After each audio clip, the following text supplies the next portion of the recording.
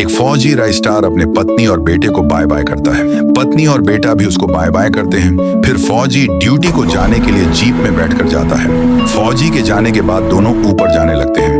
ऊपर पहुंचकर रूम में जाते हैं। कुछ घंटे बाद डोरबेल की आवाज आती है। कौन आया है यह देखने के लिए दोनों नीचे जाने लगते हैं। नीचे आकर दरवाजे के पास जाते हैं। दरवाजे पर एक फौजी खड़ा था। पत्नी पूछती है, क्या हुआ? वह बोलता है कि तुम्हारा पति ड्यूटी को एक बॉर्डर से जा रहे थे।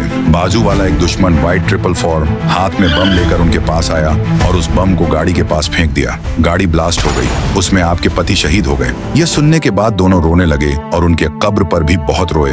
फिर दोनों कब्रिस्तान से बाहर निकले और एक आदमी के घर पर आए। डोरबेल बजाते हैं। आदमी आता है। दोनों रोते हैं और पत्नी बोलती है, मेरे पति कल शहीद हो गए, इसीलिए घर में कोई कमाने वाला नहीं है, हमको कुछ पैसे दो। आदमी गुस्सा होकर बोलता है, मेरे पास कोई पैसे वैसे नहीं, निकल यहाँ से। फिर दोनों को वहां से जाना पड़ता है। दूसरे दिन पत्नी होटल के सामने बेटे के लाश के सामने रो रही थी। होटल का मालिक आता है और होटल के अंदर जाकर डंडा लेता है। पत्नी के पास आकर बोलता है, निकलें होटल के सामने से।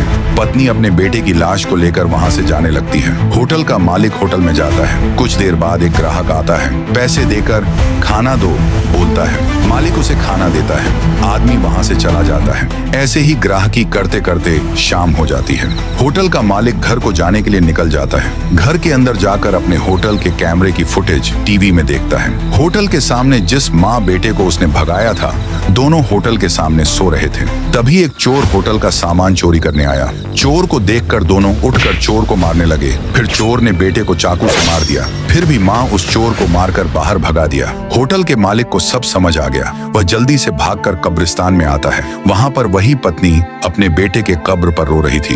होटल का मालिक पत्नी को आवाज देता है। पत्नी पीछे देखती है। होटल का मालिक बोलता है, मेरे साथ चलो। पत्नी उसके साथ जाती है। होटल वाला उसको होटल में लेकर आता है। माँ को बोलता है, अब से ये तुम्हारा होटल, तुम इससे कमाओ, भीख मत मांगो। फिर पत्नी अंदर जाती है। फिर होटल के मालिक को धन्यवाद करती है।